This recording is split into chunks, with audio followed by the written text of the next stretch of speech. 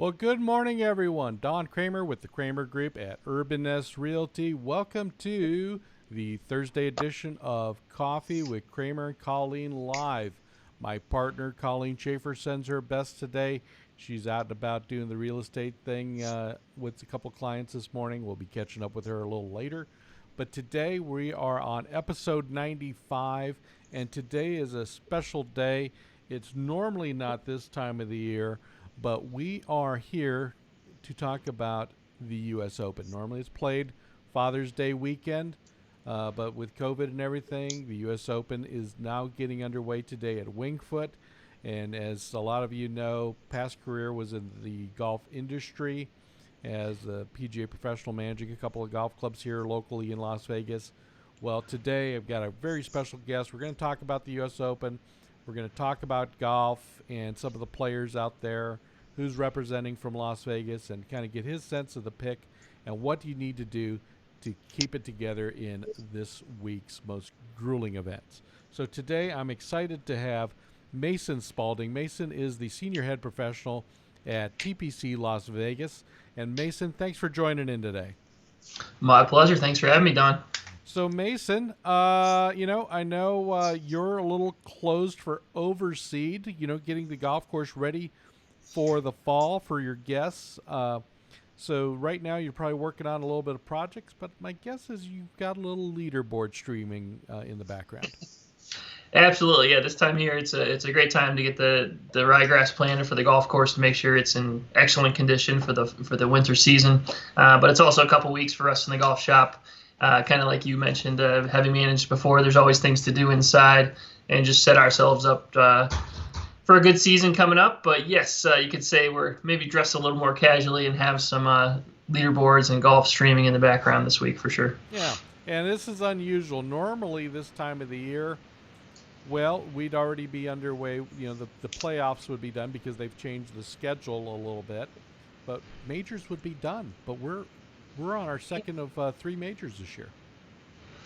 That's right. It's fixing to be an epic year of major championships since we have so many packed in such a little time frame. So it's a different season for the U.S. Open, but it's still just as exciting as before, and with some other majors just around the corner too. So absolutely. Well, Mason, I appreciate you being on today. Got a lot of questions here for you. Thank you. For those that are tuning in today, if this is your first time, do us a big favor, hit the like button. Also, too, if you've got a question for Mason about golf instruction, golf equipment, the U.S. Open, the PGA Tour, this is, Mason's one of the great resources here locally because, as many of you may or may not know, the TPC properties like TPC Las Vegas are part of the PGA Tour. So this is, from a golf experience, as close as you get to watching the pros play on the weekends. So, Mason, what makes the U.S. Open different than other majors? The U.S. Open is special just because of the difficulty, and that's what it's notorious for. That's what the USGA sets it up to be, and it is an absolute beast of a golf tournament. And the players will tell you that the intention of the U.S. Open is to test every facet of your game, whether it's off the tee, whether it's your iron play, your ball striking, your putting, your short game, the weather, the conditions, the length. The U.S. Open is a true test of golf, and that's why it's so renowned with the professionals. Absolutely. I mean, it is, the USGA likes to say, this is a test of par. And there are rumors going into this year's U.S. Open that +8 might be a good score. It's hard to believe that because you see, I think DJ just a few weeks ago won at TPC Boston at 30 under par in 4 rounds. Yep. To somehow imagine that those guys would be over par and 8 over par, but that's what a difficult golf course and a true U.S. Open setup can do. And Winged Foot is a classic. I mean, they've hosted U.S. Opens before. The last one was, I believe, back in '06, where Phil had an opportunity to either win or at least get into a playoff, but 18 was not very kind to him. And so Jeff Ogilvy wound up winning, but past champions, I believe Hale Irwin. I mean, it's been a test of golf. And what type of conditions are there that are different? Well, one, just kind of overall, what would you expect if you're standing on the first tee? What would look different at Winged Foot or at a U.S. Open test than, let's say, a PGA Tour test? Yeah, the most striking images I've seen so far from Winged Foot this year is just when you set up with the length they have the course set up to, and you're on the back tee box. You're in New York at this famous traditional golf course. You have a narrow tee shot, so you're looking at a 633-yard par 5. You're on the back tee, and you have trees on either side that are leaning in, and you have a very narrow chute to drive the ball. And it better be straight and it better be far, otherwise you're going to be finding yourself in that thick, nasty rough that the course is synonymous with too. So. Well, like you said, that's the big thing, isn't it? Is the rough. Mm-hmm. Yeah, even some shots this morning that we've seen so far on TV, you see some grass going up close to some players' knees almost, it seems like. So just finding your ball is probably a miracle in the first place, and then good luck trying to get it where you intend it to go after that. Okay. So, yeah, definitely the fairways are a little narrower, especially that rough gives you that imagery of the fairways probably seeming a little more narrow. Yep. The length of the golf course itself. So you're looking at a really interesting test. But we're looking at some of the early scores here, and they seem to be showing a different tale here. This one's a little bit behind. You probably have a little of the latest and greatest, but Patrick Reed and I believe Justin Thomas at one point were tied at 4 under par. Yeah, a little surprising there to see some red figures from the leaders. So that's a great start. I know Patrick Reed actually had a hole-in-one today, so that doesn't hurt to help get you tied for first on the leaderboard. That gets you moving up a leaderboard pretty quick, doesn't it? Yeah, not a bad start. Maybe the conditions just a little softer. What the USGA does, they kind of incrementally they'll speed up those greens as the scores. They can very quickly on a dime make some changes in the agronomy practices and get the greens rolling fast enough to where if the score's a little too low, they can change that if they want to. They can make some adjustments, is what you're telling us. That's right. They can tweak it. So, what was a little different too, and I was listening to this the other day on the Golf Channel. Unlike the previous Opens, there's this great opportunity to qualify through regional and sectional qualifying and different things.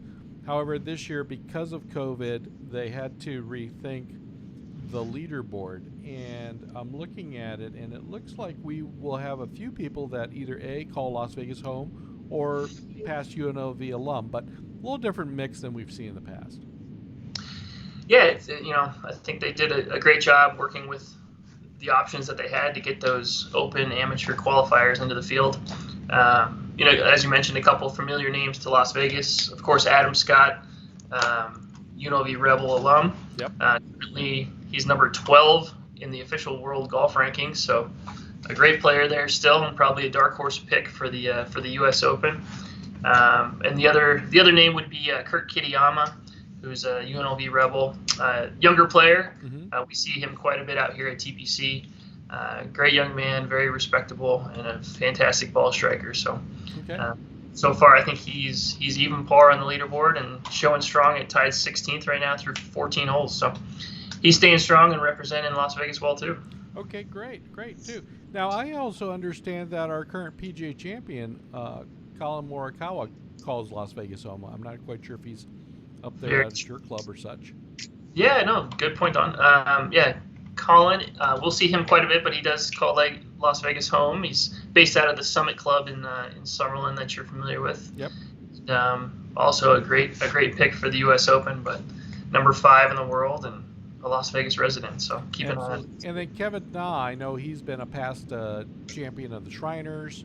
I don't know if he's still calling Las Vegas home or not. And I believe he was based out of Southern Highlands, or. Yep. Yeah, he is based out of Sohai still. So I haven't been following him too closely. He's had a good year and obviously qualifying for the U.S. Open again. He's right on track. So absolutely. handful. They keep coming. I keep forgetting about all these Las Vegas residents. So Exactly, and a lot of tour professionals, both PGA Tour, even some LPGA Tour representation, call Las Vegas home. I know quite a few, with yourself there at the club, Bob May. Yeah, and Bob actually he has an academy that's based out of here at TPC Las Vegas. He went last week out to South Dakota. The PGA Tour Champions Tour was out there, and Bob won the Monday qualifier and played in the event. And he did really well. He actually was on Sunday. He got to a point where he was just one shot back of the lead, and he had an awesome finish, top 20. So he's just grinding away, making as many cuts as he can on the Champions Tour, and still a very competitive, great player. Absolutely, and a lot of us still remember, I think we saw a lot of Bob on a Sunday facing off against some guy that was the #1 player in the world. Yeah, some guy named Tiger who turned out to be pretty all right. So, and he's a bit of all right. That's right. So I'm looking here too. We talked about the U.S. Open, and we've talked about the condition of the golf course, Mason. And a lot of people, they're getting longer and longer. And you've got players, like you said, like Dustin Johnson, John Rahm. Look at what Bryson DeChambeau's doing right now with his bulk up and hitting. These players hit it so far. But in a U.S. Open, sometimes far doesn't always isn't the secret sauce. What's the game do you feel you need to bring to a U.S. Open or a place like Winged Foot for the next 4 days? Yeah, I think the mindset of a lot of players is they understand the difficulty of the course and that they will have bogeys. You will not see a bogeyless. It'll be very rare to have a round without any bogeys. I think the player's mindset is to avoid double bogeys and triple bogeys and so forth. So it's just putting them, if they do make a mistake, whether it's off the tee or around the green, they need to minimize those mistakes. It's just a game, as Bobby Jones, I think, always said, it's a game of inches, and you just have to make sure you minimize your mistakes and make sure you can come away from the hole with the best score that you possibly can. Right. So the game it's not about your feeling. It's these players are good enough off the tee, off the fairway, around the greens, on the greens. It's how you can keep yourself mentally over the next 4 days. Yeah, and you had mentioned, Phil Mickelson had a very famous 18th hole at Winged Foot back in 06, I think he said, where he maybe didn't make the best strategic decision off the tee there, grabbing driver. By the way, if you get a chance, there's a fantastic interview that just got posted online with Larry David interviewing Phil Mickelson. Go look that up, and then you'll know what we're talking about too. But was that the press conference afterwards? No, this was just okay. This year. Okay. So it just got released. It was on golf.com, but very funny because nobody knows what Phil was thinking there, but that's just part of it's the mindset and the attitude that you take into the tournament. You just have to be calm and patient and trust yourself. Maybe it's if I need to draw it around or slice it around some trees out of the rough, as opposed to pitching out and giving yourself a chance to make a par. You have to be in that demeanor and understand that it is the U.S. Open and some big scores can be had if you're not careful. Exactly. This is about patience. It's not about it's really not about opportunity. Mm-hmm. Too, I was listening to a little bit on the way in this morning, and they were talking about a couple of players, and they said too, without the crowd, I mean, usually you'll have tens of thousands of spectators out there, sometimes generating enthusiasm, and there's people that sort of rise to the occasion or things of that nature. But now it's not. It's going to be, they've been doing it for several weeks now. However, it's just the amplification of the energy at a major will be kind of muted. Definitely, and I think maybe that's what's lending itself towards these younger players kind of rising. We saw Colin Morikawa win the PGA Championship at TPC Harding Park, and that was without a crowd as well. And taking nothing away from him or how the way he played, but being a rookie or a second-year player on tour without the crowds and the noise and the distractions, that might be playing in their favor. Right, exactly. Versus somebody that, okay, how many times would we watch an event, whether it was going into a Saturday or a Sunday, and Tiger, in the final pairings, and there'd be another player that maybe was really used to a crowd, but they weren't used to the crowds that sound around at Tiger Woods. It was kind of like going, okay, we're a football team, and next thing you know, you're showing up against the Dallas Cowboys in Texas Stadium. Yep, exactly. And I'm watching a little bit of basketball right now too. I'm a big Denver Nuggets fan, so I'm watching them close. Go Nuggets! But that's kind of the bubble down there too, without an audience. These younger teams, like Denver, like Miami Heat, without the crowds and the audience in the background, these younger teams are kind of less affected, and these older veteran rosters maybe lose a little bit of the edge they may have had with a home crowd audience. So. Well, in fact, I think Coach Pete of the Golden Knights brought a little bit of that up. The opportunity to have had a home advantage, was something that the Golden Knights could count on, versus like you said, a neutral field. Yep.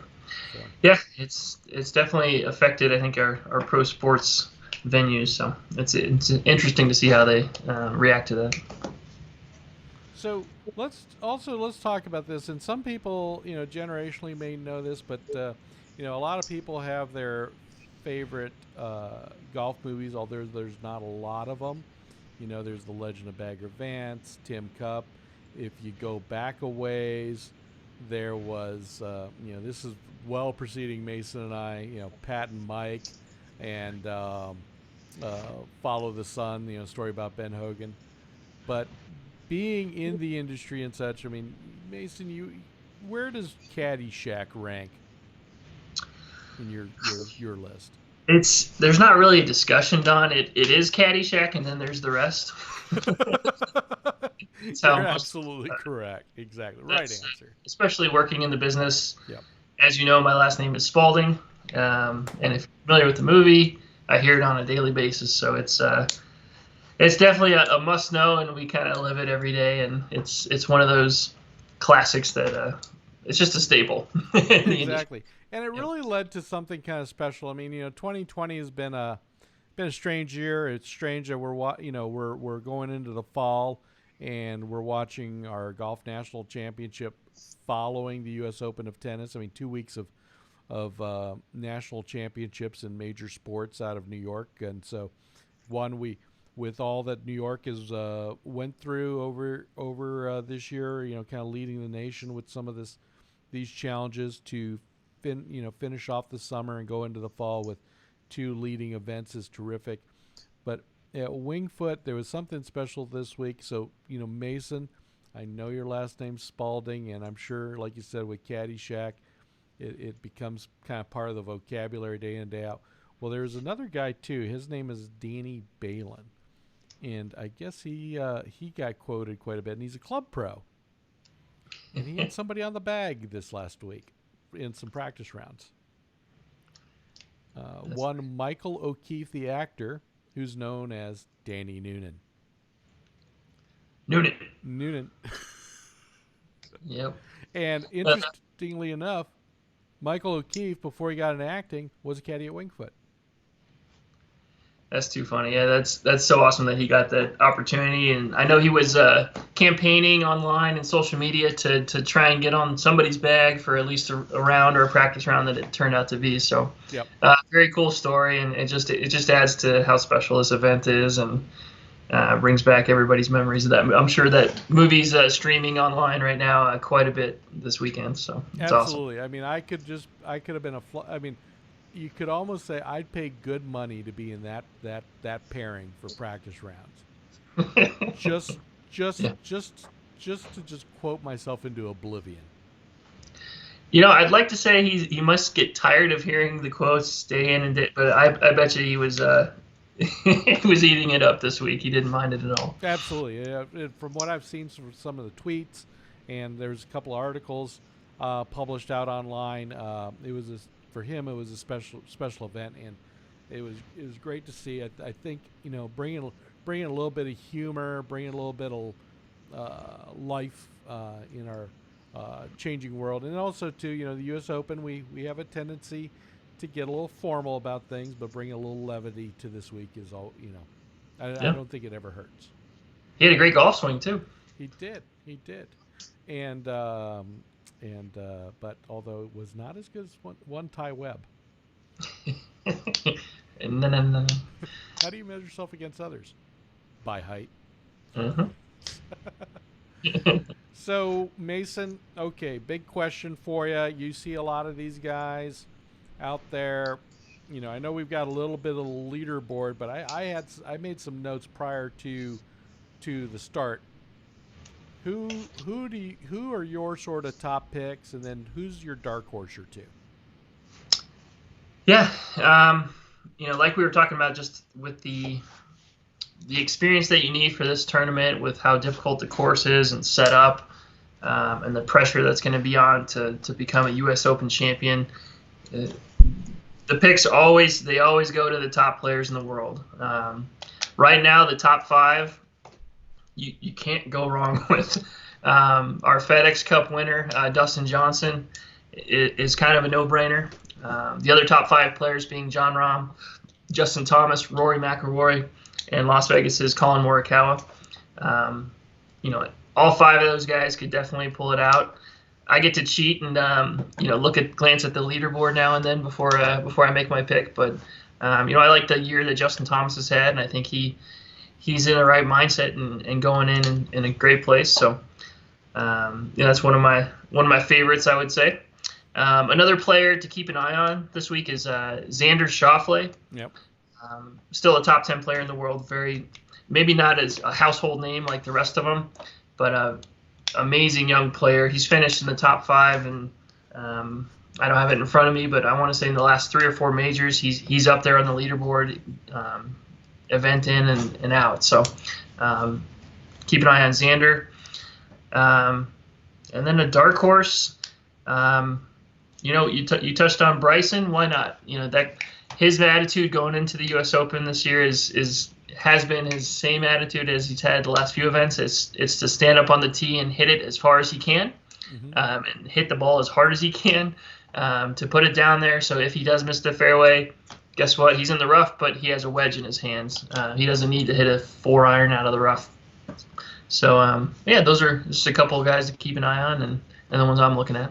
No, I think like you said, it's not too hard to go off the top five, because they've been in moments like this. When you look at Dustin Johnson, I mean, he's past U.S. Open winner. He's been in passing contention, number one player.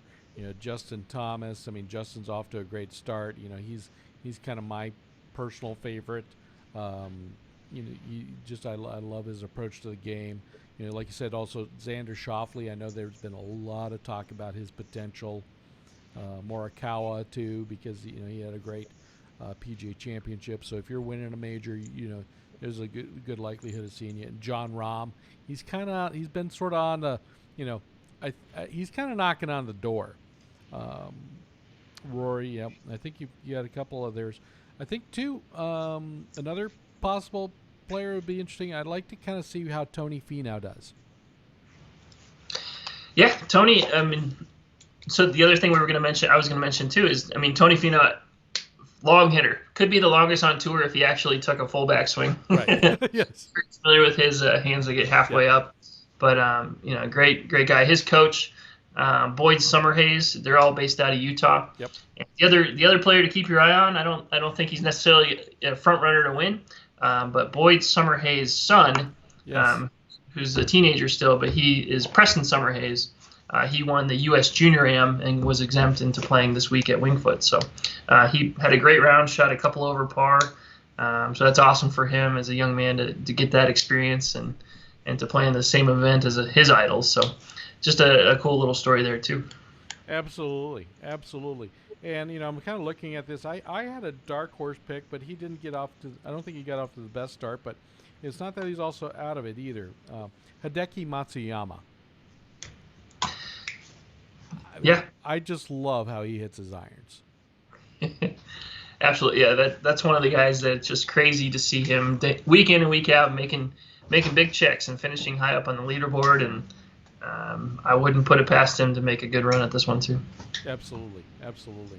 So I think you've got some good ones there. I mean, this is truly a grueling test. I mean, like you see, a lot of times you see the top players, rise above. There's always a couple that sneak in there. So I think this is going to be a fun, exciting event. The golf course, how the golf course is received is going to be interesting. I mean, too, you've got players still going to be teeing off this afternoon. So are they going to have the same benign conditions that we saw earlier this morning? So that's going to be interesting. Yeah, we'll see if the conditions change or if the USGA decides to make some changes if the number is a little too low. So that's always the fun part of the Open, to see how it advances day to day into the weekend. So Mason, with that in mind, do you see the winning score being even, below par, or above par?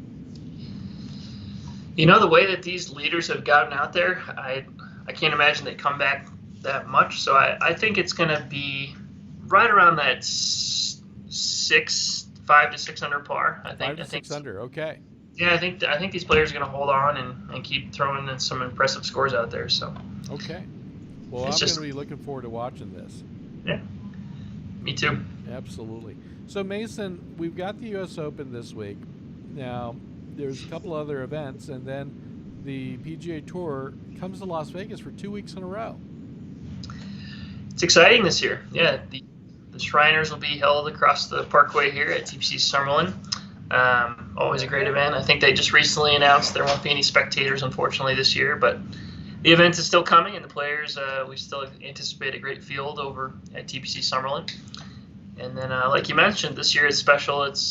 We'll have the CJ Cup in town, which is typically held in South Korea that week, but with all the COVID restrictions and international travel being just a little too difficult, the tour made the decision to hold the event at Shadow Creek. So looking forward to having all those players on site, and curious to see if maybe we'll see a little even better field for the Shriners, since we'll have 2 back-to-back weeks, and maybe it makes more sense for some players to come out and stay in Las Vegas for an extended period. Absolutely, that's a great point. I mean, Justin Thomas is past winner of the CJ Cup, so you would think that he would be out here. I believe he's, and he's played out here in the Shriners in the past. So, like you said, maybe some of these players will be here for 2 weeks in a row and just enjoy their time here. And October is probably one of my favorite months of the year, weather-wise and just energy-wise here in Las Vegas. It's a little starting to cool off. Sun's still out. Still have a fair amount of daylight going. So with that in mind, Mason, your golf course is going to be in great shape going into October. So with the tour event at Summerlin, obviously it's Las Vegas is still open for public play. Yes, TPC Las Vegas will be opening September 25th from our overseeding process. For the first week or so, we'll be car path only, but the golf course is going to be terrific in October. It's like you said, it's one of the best months in town here. And it's kind of a toss-up between October and March. Those are the 2 butter times of the year that you can't go wrong. Golf course is going to be in fantastic condition. Come on out, play some golf. For all of our Las Vegas residents, we just enacted a resident booking portal online, so you can book there a week in advance and make your reservations. But come on out, enjoy the course. So, actually, let's chat about that. If you have a minute here, Mason, I appreciate you being on today. What Yeah. type of programs are available for Las Vegas residents? Yeah, right now it's we have an annual pass program, so it's a one-time fee, and you get all the golf you can handle, unlimited golf practice. We don't have any cart fees associated with that, so that's a fantastic deal if you're a big golfer and you play a lot. Mm-hmm. Otherwise, we'll have promotions and rates throughout the year. In the summer and the winter, we have a summer pass and a winter pass, which is a bulk purchase of 12 rounds of golf that you and your buddies can come out and redeem. We'll start that mid-November through early March. And then for the summer pass is typically June, July, August. So those are great options to look for. And then we also put out some promotions throughout the year in our database as well. So keep an eye for great deals. So fantastic. And for more information, where online can they go to learn more about TPC Las Vegas? Yeah, our website is tpc.com/Las Vegas. On there you can find the booking portal. Otherwise, you can find our promotions. And golf and membership inquiries as well can all be housed on the website. Fantastic, absolutely. And so, just so everyone knows, there's some great opportunities to play a first caliber golf club, golf club that is owned and operated by the PGA Tour. So whether you're visiting Las Vegas or if you're a resident of Las Vegas, there are some great options for you to play a wonderful property and spend time with Mason and the staff there. They're a wonderful. It's just a great experience to enjoy the game. Mason, I appreciate you being on today. Thanks for tuning in and being a part of today's Coffee with Cramer. We're going to try to actually catch up with your Director of Instruction, Matt Henderson, here very soon. Hopefully very soon, because I want to kind of do a little. We're going to hopefully do a little post U.S. Open recap. But thanks for being on today. And again, if anyone tuning in has any questions, definitely do us a big favor. Go online to tpc.com/Las Vegas. Also, Mason, correct me if I'm wrong. Phone number 702-256-2000. 2000. You got it. 702-256-2000. You can call the club there. They are in overseating right now, so they have some limited options, but all the information can be found on the web. Plus, like as Mason mentioned too, they are taking online reservations for both out-of-town guests and residents. Mason, thank you very much for your time. Greatly appreciate it. Wishing you guys a wonderful weekend and a wonderful overseed. Likewise. Great to talk to you, Don. Thanks for the invite today, and we'll see you soon. And thanks, everyone, for tuning in to today's Coffee with Cramer and Colleen. On behalf of Colleen Schaefer, I'm Don Cramer. We make up the Cramer Group at Urban Nest Realty. Tomorrow, we've got another exciting guest. We're going to be talking about food. It's Mr. John Curtis. So hope to see you on the next Coffee with Cramer and Colleen. If you have any questions, reach out to us in the comments section below. We'll get to you as we can. We'll also have this video up on YouTube so you can watch it at a later date and time. Till next time, have a great day. Take care. Bye-bye.